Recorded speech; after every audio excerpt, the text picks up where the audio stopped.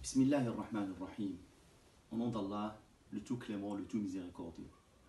Honorables frères et chères sœurs, le Ramadan est pour la plupart d'entre nous le mois de retrouvailles et du partage. Chaque soir de ce mois béni, Allah exalté soit-il, sauve un certain nombre de croyants de l'enfer, délivrant ainsi leur âme de châtiment éternel vers un pardon, vers une récompense sans fin. Le Ramadan est l'occasion rêvée de faire partie de ces gens sauvés de l'enfer.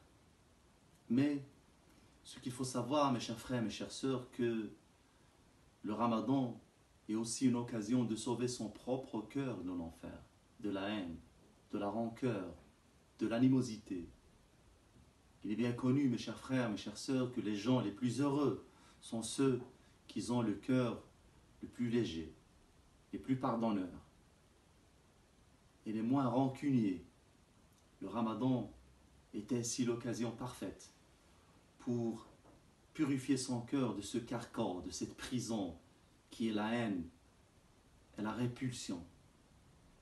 L'imam Ibn al-Qayyim, qu'Allah lui fasse miséricorde, disait qu'il n'était pas possible de goûter au paradis céleste tant que le paradis terrestre n'était pas atteint.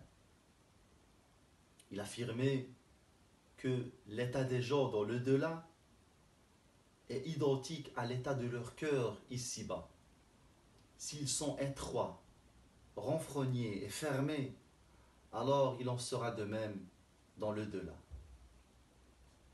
Dans de nombreux hadiths que le prophète Mohammed sallallahu alayhi wa sallam, paix salut sur lui, exhorte et incite les croyants à pardonner. Il y a derrière ces hadiths une volonté pédagogique d'apprendre aux musulmans de se libérer du carcan du mal. Dans un hadith, il disait sallallahu alayhi wa sallam, paix salut sur lui, le miséricordieux fait miséricorde à celui qui fait preuve de miséricorde. Donc, faites miséricorde à toute créature sur terre pour que celui qui est au-dessus du ciel vous fasse miséricorde. Rapporté par l'imam al-Bukhari. Le diable, mes chers frères, mes chères sœurs, nous montre souvent les défauts de nos frères et de nos sœurs et nous cache les nôtres.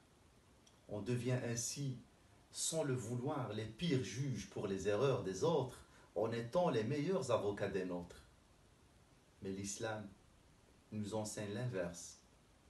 Dans un autre hadith, le prophète, paix salut sur lui, disait « Celui qui ne tient pas compte des erreurs d'un musulman, Allah ne tiendra pas compte de ses erreurs. » Rapporté par Abu Daoud. Donc, qui parmi nous n'aimerait pas avoir ses péchés pardonnés le jour dernier? Qui n'aimerait pas qu'Allah subhanahu wa ta'ala, exalté soit-il, ne tient pas compte de ses péchés et ses erreurs?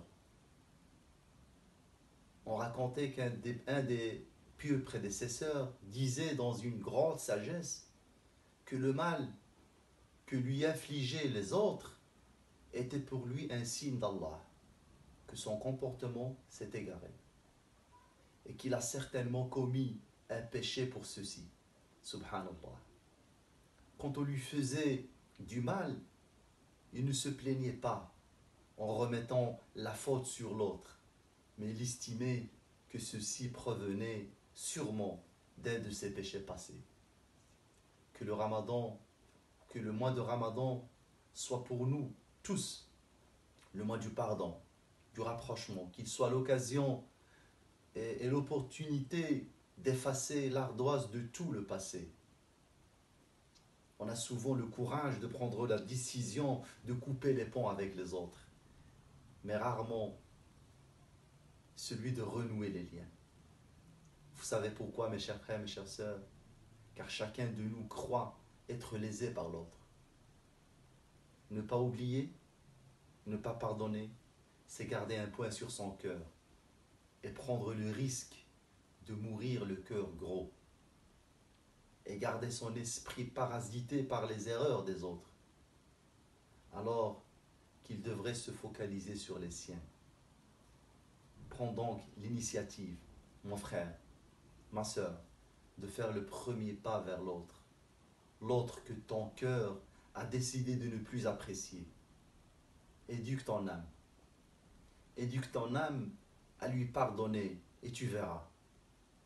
Au début, ce sera probablement dur, mais une fois que ce sera fait, tu sentiras que ton cœur être parcouru par un sentiment de douceur et de enchantement indescriptible. Ne pense pas, mon frère, ma soeur, une seule seconde à ce que va penser l'autre de toi. N'aie pas peur, n'aie pas de crainte qu'il va te pousser ou qu'il te rejette. S'il le fait, alors tu seras récompensé par ton Seigneur. Et s'il ne le fait pas, alors tu seras récompensé par Allah subhanahu wa ta'ala. Et tu auras retrouvé et gagné un proche. Ne crois surtout pas que pardonner, c'est être faible. Bien au contraire, c'est faire preuve d'une force surestimable, surmonter son orgueil, sa fierté mal placée pour prendre contact avec l'autre. Profite, mon frère, ma soeur, de cette occasion du Ramadan, de cette vidéo, pour renouer les liens avec tes proches, avec tes voisins, avec tes frères, avec tes sœurs, avec tous ceux que tu es en froid. Si tu n'as pas le courage de les appeler, ne serait-ce que d'envoyer un petit message pour les inviter à rompre le jeûne. Peut-être qu'à son tour, il fera le nécessaire pour renouer les liens. Le Ramadan, mes frères, mes frères, mes sœurs, c'est le mois du pardon, le pardon d'Allah. Et quiconque croit au pardon d'Allah, croit également au verset suivant derrière lequel nous devons tous œuvrer. Allah nous dit وَلْيَعْفُوا وَلْيَصْفَحُوا أَلَا تُحِبُّونَ أَنْ يَغْفِرَ اللَّهُ لَكُمْ وَاللَّهُ غَفُورٌ رَحِيمٌ. Qu'il pardonne et qu'il absolve. N'aimez-vous pas qu'Allah vous pardonne, et Allah est pardonneur et miséricordieux. وصلى الله وسلم وبارك على سيدنا ونبينا محمد وعلى آله وصحابته أجمعين. السلام عليكم ورحمة الله